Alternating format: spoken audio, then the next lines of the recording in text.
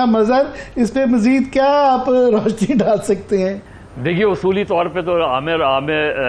نقی صاحب ہی کو مظہر چاہیے تھا، نقی صاحب کے بعد بھی جی، اور ظاہر ہے نقی صاحب کو سننے کے لیے ہی ہم بیٹھے ہوئے تھے۔ دیکھیے بہت سیدھی سی بات ہے، یہ میرا خیال ہے کہ مسلم لیگ نون کی گورنمنٹ نے ریکارڈ ایسے قوانین نافذ کیے ہیں جو میڈیا کے خلاف ہیں، اور صرف اس گورنمنٹ نے، باقی تو چھوڑ دیں جو 97 میں انہوں نے ایڈیٹرز کی سرویلنس کروائی تھی، سیف الرحمان صاحب کے تھرو پابندی لگانے کی کوشش کی تھی، صرف اس گورنمنٹ نے۔ ابھی 8 فروری کو الیکشن ہوئے ہیں،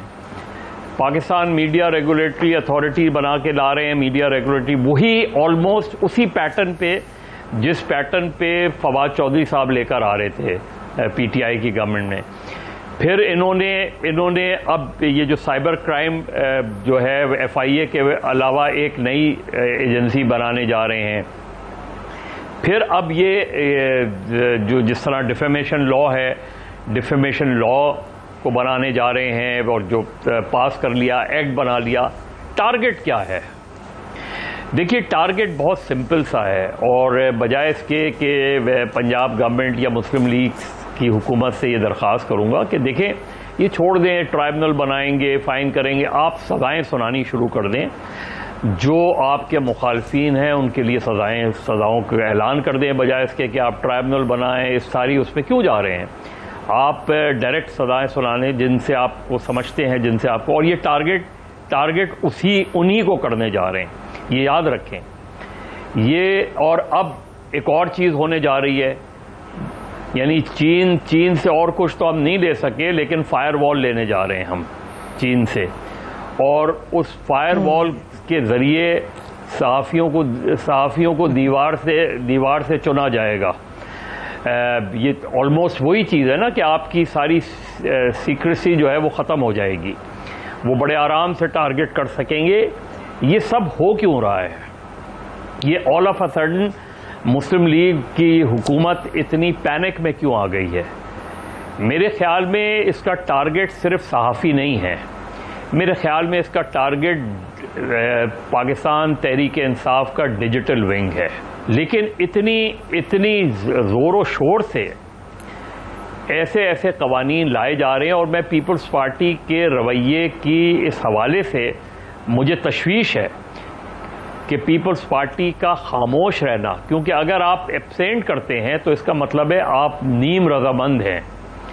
ورنہ تو آپ کھڑے ہو کے اپوز کریں اس چیز کو، ان کے خلاف ووٹ دیں، اس کے خلاف اگر وہ ہو۔ یہ خاموشی جو ہے یہ نیم رضامندی ہے۔ یہ کہنا کہ جی ہم سے کنسلٹ نہیں کیا گیا، آپ احتجاج کیوں نہیں کر رہے؟ آپ ہاؤس کے اندر کیوں نہیں احتجاج کر رہے؟ آپ کیوں نہیں بجٹ سیشن کا بائیکاٹ کا اعلان کرتے؟ آپ کیوں نہیں کہتے کہ یہ سارے قوانین کو واپس لیا جائے؟ میرے نہیں خیال کہ پیپلز پارٹی کا رویہ بہت بہتر ہے اس حوالے سے۔ دیکھیے جب جرنلسٹ مارے جا رہے ہوں، جب سینسرشپ لگائی جا رہی ہو،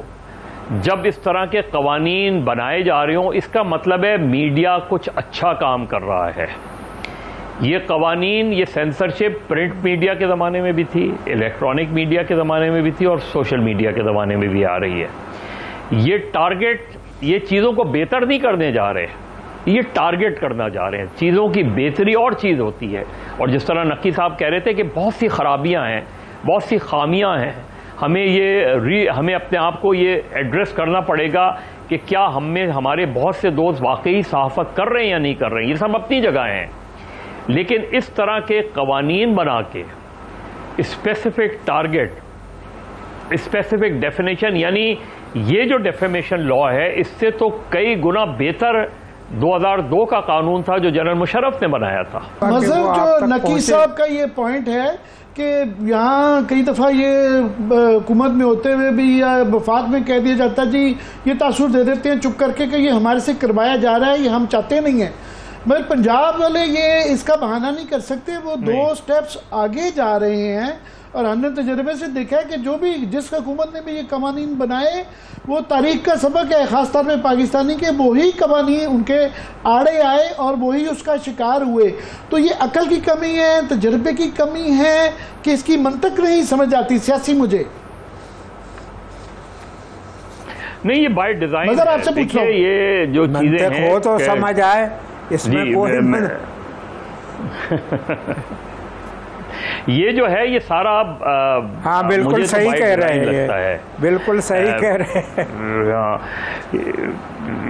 یہ بالکل دیکھیں کبھی بھی پاکستان میں اور نقی صاحب نے تو تقریباً ہر دور میں جیلیں کاٹی ہیں، ان کا ذاتی تجربہ ہے، جس طرح وہ بات کہہ رہے ہیں، انہوں نے تو بھٹو صاحب کی بھی جیل کاٹی ہے، انہوں نے فوجی عدالتوں کی سزائیں بھی کاٹی ہیں، کبھی بھی پاکستان سویلین مارشل لا اور سویلین مارشل لا بھی اور فوجی مارشل لا بھی ماشاء اللہ بالکل۔ تو سنس 1948 آنورڈز پاکستان میں یہ کانشیسلی یہ فیصلہ بہت پہلے ہو چکا تھا کہ پاکستان میں اظہار رائے کی آزادی نہیں دی جائے گی۔ پاکستان میں یہ قوانین کبھی آپ کو لگتا یہ ہے کہ شاید چیزیں بہت آزاد ہوئی ہیں، ہم نے لکھنا شروع کیا ہے، مجھے نہیں یاد پڑتا ماں سوائے محمد خان جنیجو کے دور سے کوئی ایسا دور گزرا ہو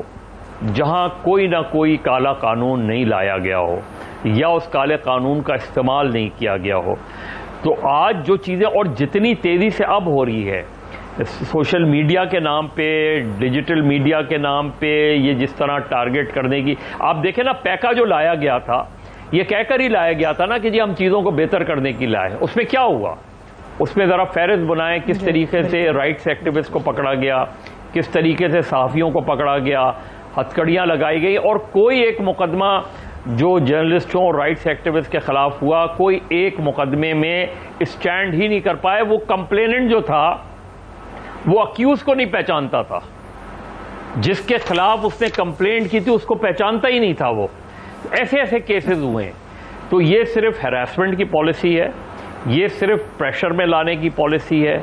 یہ صرف میڈیا کو کنٹرول کرنے کی پالیسی ہے، اور یہ مسلم لیگ نون کا ایک خاص مائنڈ سیٹ انفارچونیٹلی نظر آتا ہے۔ اور یہ میرا خیال ہے میاں صاحب نے شاید تاریخ سے سبق نہیں سیکھا۔ میاں صاحب کو یاد نہ ہو لیکن جب وہ عدالتوں میں پیش ہوتے تھے، یہاں اسپیشل ٹرائبونلز میں پیش ہوتے تھے، تو وہی جرنلسٹ ان کو کور کیا کرتے تھے، وہی جرنلسٹ اس چیز کے خلاف لکھا کرتے تھے کہ جس طرح نواز شریف کو جو ہے رکھا گیا تھا، جس طرح نواز شریف کو آج اگر وہ جرنلسٹ عمران خان صاحب کے ساتھ ہونے والی زیادتیوں پر آواز اٹھاتے ہیں تو آپ ان کو باعث کہتے ہیں۔ اور کچھ نہیں، مسلم لیگ نون میں پرویز رشید صاحب جیسے لوگ بیٹھے ہوں، اور کچھ نہیں، مسلم لیگ نون میں پرویز رشید صاحب جیسے لوگ بیٹھے ہوں۔